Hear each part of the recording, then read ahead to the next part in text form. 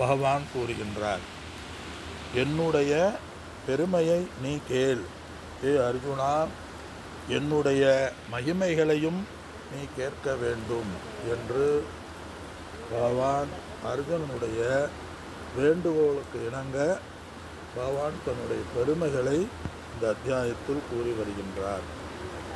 தன்னுடைய பெருமைகள் என்பது என்ன?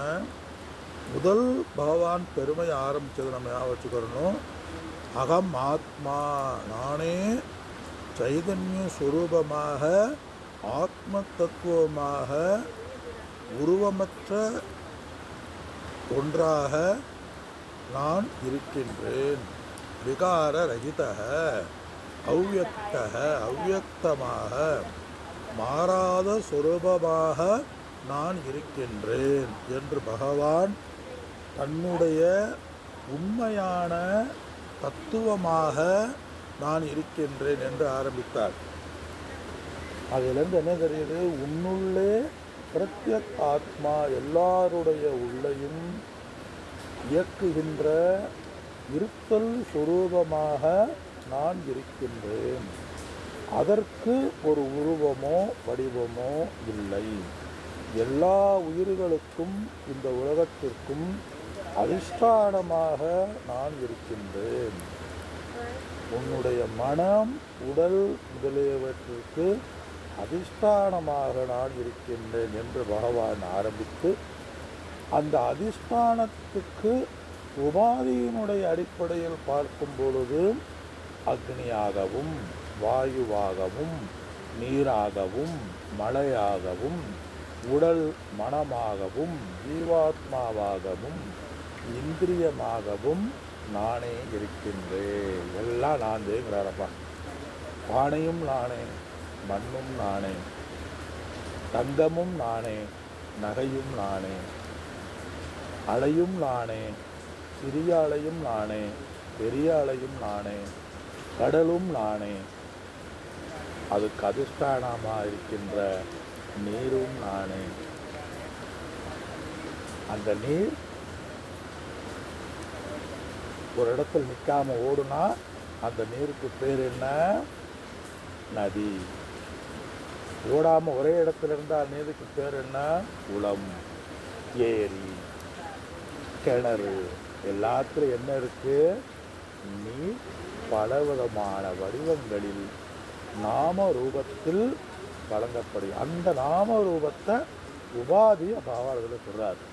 நானே நீராக நானே கடலாக இருக்கின்றேன், நானே நதியாக இருக்கின்றேன், நானே ஏரியாக இருக்கின்றேன், நானே குளமாக இருக்கின்றேன், நானே போர்வாற்றாக இருக்கின்றேன், அனைத்தும் நானே.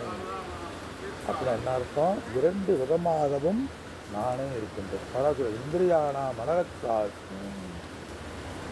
இந்த லோகத்திலும் அல்ல, எல்லா லோகத்திலும், இந்த உலகத்தில் உள்ள அனைத்து லோகத்திலும் நானே இருக்கின்றேன் என்று கூறிய பகவான் இதை போதிக்கின்ற வேதமும் நானே, வேத அர்த்தமும் நானே என்பது பகவானுடைய கேள்வி.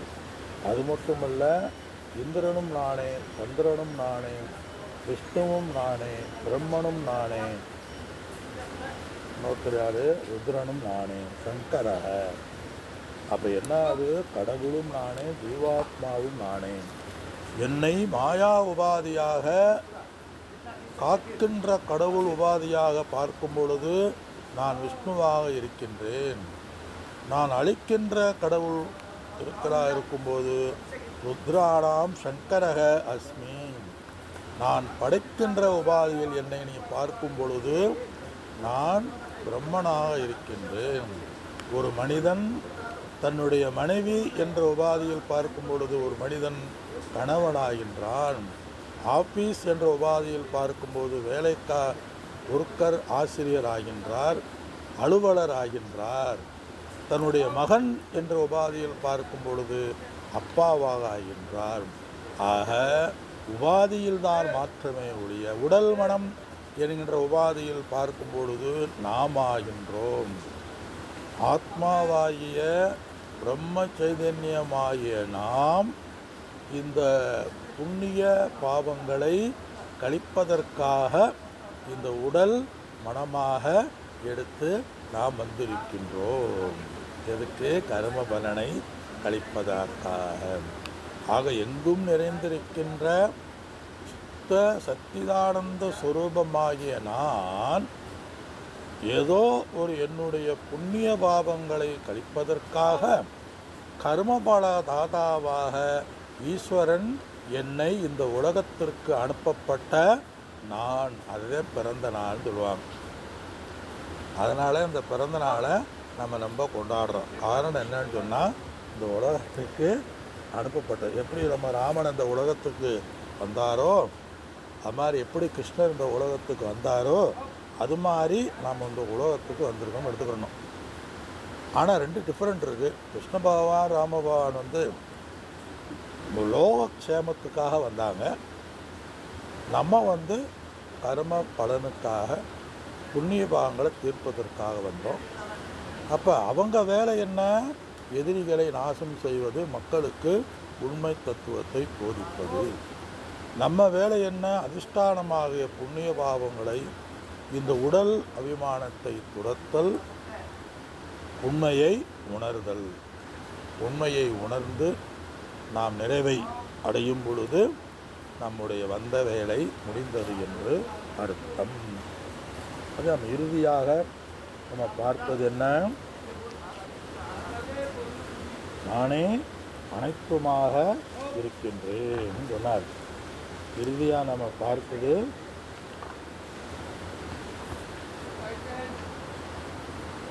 ஆயுதானாம் அகம் வஜ்ரம், வஜ்ராயுதமாக நான் இருக்கின்றேன். முதல்ல நம்ம பார்த்தோம். வேணுநாமஸ்மி காமதுக்கு, காமமாக நான் இருக்கின்றேன். காமம்னா மனிதனை உருவாக்கக்கூடியவற்றுள். பிரஜனனாம் தாஸ்மி கந்தர்ப்பக, நான் கந்தர்ப்பனாக இருக்கின்றேன். சர்ப்பானாமஸ்மி வாசுகி, சர்ப்பங்களில் நான் வாசுகியாக இருக்கின்றேன். விளக்கம் நம்ம போனதிலே பார்த்தோம். அடுத்து 29வது ஸ்லோகம். அனந்தச்சாஸ்மி நாகானாம், ஆனந்தச்சாஸ்மி நாகானாம், வருணோ யாதசாமகம், வருணோ யாதசாமகம், பித்ரோணாமர்மயா சாஸ்மி, பித்ரோணாமர்மயா சாஸ்மி, யம சம்யமதாமகம், யம சம்யமதாமகம். விளக்கம் பார்ப்போம். நாகானாம், நாகப்பாம்புகளில் ஏற்கனவே சொன்னார். சர்ப்பானாம், நாகானாம். நாகம் நாள் உள்ளதே, சர்ப்பம் நாள் ஒன்று. இந்த இடத்துல நாகானாம்ங்கிற வார்த்தை யூஸ் பண்ணுறாரு. நாகானாம் அஸ்மி, நான் அனந்தக, அனந்தமாக, நாம் அனந்தமாக இருக்கின்றேன். நாகங்களில் நான் அனந்தனாக நான் இருக்கின்றேன். அனந்தனா அந்த இடத்துல ஆதிசேஷனை குறிக்குது. அனந்தம்னா அனந்தம், ஆனால் என்னது? பல்வேறு, வேறுபட்ட. சரி, நான் அப்புறம் சொல்கிறேன். வருணக யத் சாம் அகம், நீர் தேவதைகளுள் நான் வருணனாக இருக்கின்றேன். விளக்கம் பின்பு. பித்ருணாம் மர்மயாகம், பித்திருக்களுள் நான் அரியமாவாக நான் இருக்கின்றேன். யமக சம்யதாமகம், யமகன அந்த இடத்துல அடக்குபவர்களுள் யமகன யமனாக நான் இருக்கின்றேன். யமனாகவும் நான் தான் இருக்கின்றார். கடைசியில் உன்னை பிறக்க வைக்கிறதுக்கும் பிறக்கிறவர்களாலையும் நானே இருக்கிறேன், உன்னை வாழ வைப்பதும் நானே, உன்னை யமனை அனுப்பி உன்னை தூக்குவதும் நானே சொல்கிறார். எல்லாமே நீதானா அப்படின்னு சொல்லுவாங்கள்ல, ஏதோ நக்கீரனில் சொல்லுவாங்க, அது மாதிரி சொல்கிறார். எல்லாம் பகவான் தானப்பா. இப்போ இந்த இடத்துல முதல் அர்த்தம் அனந்தச்சாஸ்மி நாகானாம். பல தலைகள் உள்ள நாகம் இருக்குது, ஒரு தலை உள்ள நாகமும் இருக்குது. அதில் பல, நான் ஆதிசேஷனாக நான் இருக்கின்றேன். ஆதிசேஷனுங்கிறது 1000 தலைகள் கொண்டது. இது விஷ்ணுவிடம் சிறந்த பக்தி கொண்டது. இந்த விஷ்ணு இந்த நாகப்பாம்பு மேலே விஷ்ணுவானவர் இந்த இடத்துல பள்ளி கொண்டுள்ளார். இதே அதனால் அந்த சூட்சமான இது ரொம்ப ரொம்ப மத்தைய நல்ல நைஸு மத்தையாக இருக்கும் போல். விஷ்ணுவுக்கு ரொம்ப பிடிக்கும் ஆதிசேஷன், கூடையே இருக்கும் அந்த விஷ்ணு. அந்த ஆதிசேஷனுடைய அவதாரமே லட்சுமணன் சொல்லுவாங்க. ஏன்னா ராமருடைய விஷ்ணுவுடைய அவதாரம் தானே ராமர். அந்த ராமர் கூடயே ஆதிசேஷன் நம்ம இதாக வந்ததாக சொல்லுவாங்க. தேவர்கள் எல்லாம் மைக்கி சுரூபமாக வந்ததாக சொல்லுவாங்க. ஏன்னா எங்கே விஷ்ணு இருக்காலும் அங்கே தேவர்களாக இருக்கணும்ல, அதனால் மைக்கி சுரூபமாக இருந்து தன்னுடைய அவதாரத்தினுடைய நோக்கத்தை நிறைவேற்றி சக்ஸஸ் ஆனாங்களாம். அது மாதிரி நம்மளும் இந்த புண்ணிய பாவங்கிறத கழிக்கிறதுக்காக நம்மளும் ஒரு அவதாரத்தை வந்திருக்கோம். எதுக்கு அவதாரம்? கம்சனை கொல்வதற்காக அவதாரம் எடுத்தார். அதுபோல் நாம் நம்முடைய பாப புண்ணியமாகிய உடல் நான் என்கின்ற அபிமானத்தை கொள்வதற்காக நாம் அவதாரம் எடுத்து வந்திருக்கின்றோம். அந்த அவதாரத்தை எப்படி ராம பகவான் நிறைவேற்றினாரோ அது மாதிரி நம்ம நிறைவேற்றணும். உண்மையை உணர்ந்து நான் உடல் அபிமானத்தை விட்டு நாம் நிறைவேற்ற வேண்டும். அது நம்முடைய நோக்கம். அதனால் பகவானை யமனை ஆப்படுத்துவார். ராமனுக்கே ஆப்படுத்தினார். ராமனே சீதா பிராட்டியை மீட்டு எல்லா என்னது பட்டாபிஷேகம்லாம் முடிஞ்சு எல்லாம் முடிஞ்சு உட்காந்துருக்காரு. லவகுசம்லாம் வந்தாச்சு. 2-4 முனிவர்கள் நீங்கள் வந்த வேலை முடிந்தது அப்படின்னு முனிவர்கள் ஞாபகப்படுத்தினாங்களாம். ஓஹோ அப்படி ராமரே பந்தத்தில் மறந்துட்டாராம். உபாதியில் வந்த வேலை முடிஞ்சதுன்னு அப்படியே சரையு நதியில் போனதாக சொல்லுவாங்க. தர்மராஜா பஞ்சபாண்டவர்களுக்கும் நம்ம அதுக்கு ஒரு சிம்பல். என்ன சிம்பல்னால், தனஞ்சயன் குடாகேசனுங்கிற பெயரெடுத்த அர்ஜுனன் தான் காண்டீபத்தை தூக்குறதுக்கு கூட அவனிடம் சக்தி இல்லை. ஏனெனில் அவன் நண்பனாய கிருஷ்ணரை இழந்த பின்பு காண்டீபத்தை தூக்குறது கூட சக்தி இல்லையா. சரின்னு அர்ஜுனன் உணர்ந்தானா. சரி வந்த வேலை முடிஞ்சு அப்படின்னு அப்படியே நேராக அந்த பத்ரிநாத்தில் மானாங்கிற கிராமத்துக்குள்ளே நாயோட சொருக்கம் போனதாகவும், திரௌபதி முதல்ல விழுந்து உயிர் விட்டு அதில் கோயில் இருக்குது.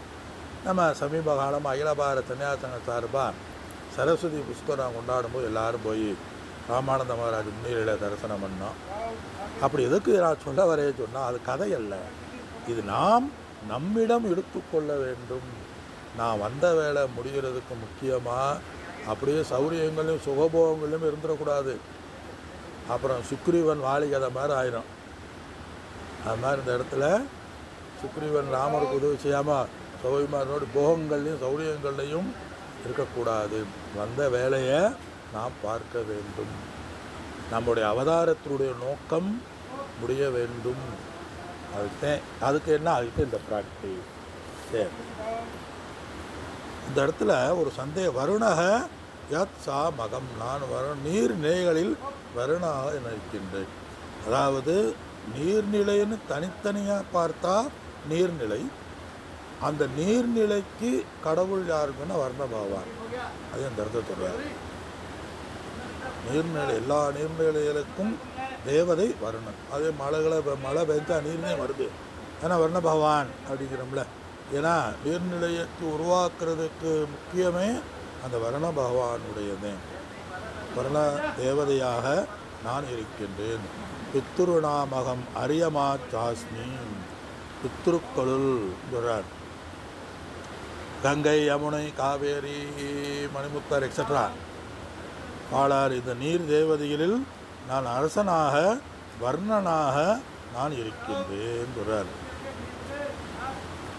அதனால் தர்மம் பற்றியும் நிரம்பிய வாழ்க்கை அந்த அக்னிங்கிறது தர்மத்தை பற்றிய நம் வாழ்க்கையாக இருக்க வேண்டும். தர்மத்தையும் நீதியையும் பின்பற்றுகின்ற அரசர்களில் நான் அரியமாவாக நான் இருக்கின்றேன் சொல்றார். யமக சமீதாமஸ்மி, நான் யமனாக நான் இருக்கின்றேன். அதாவது இந்த இடத்துல என்ன சொல்கிறாரு, யமனிடம் இருக்கின்ற சக்தியாக நான் இருக்கின்றேன், வருணனிடம் இருக்கின்ற சக்தியாக நான் இருக்கின்றேன், நீர்நிலைகளில் இருக்கின்ற சக்தியாக நான் இருக்கின்றேன்.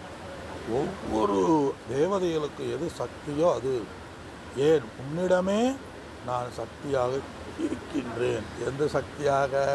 பேசுகிற சக்தியாக, நடக்கிற சக்தியாக, நுகர்கின்ற சக்தியாக, சுவைக்கின்ற சக்தியாக, வாழ்கின்ற சக்தியாக, சிந்திக்கின்ற சக்தியாக நான் இருக்கின்றேன். அதே சக்திங்கிற வழிபாடானது வந்தது.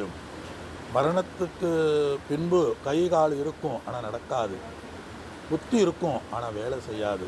கண்ணு இருக்கும், பார்க்காது. அப்போ என்ன?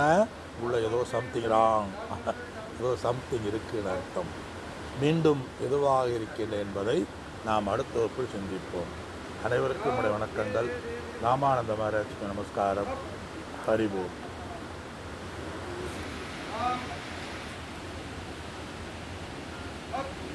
ஓ மகாராஜ் நமஸ்கார். நல்லது, நல்லா பண்ணுங்க. நல்லது. ஓம் ஓம் ஓம் மகாராஜ். வணக்கம். நல்லது நல்லது. ஓம் ஓம். நல்லது நல்லது நல்லது சார். அறிவோம் அறிவோம் அறிவோம் அறிவோம்.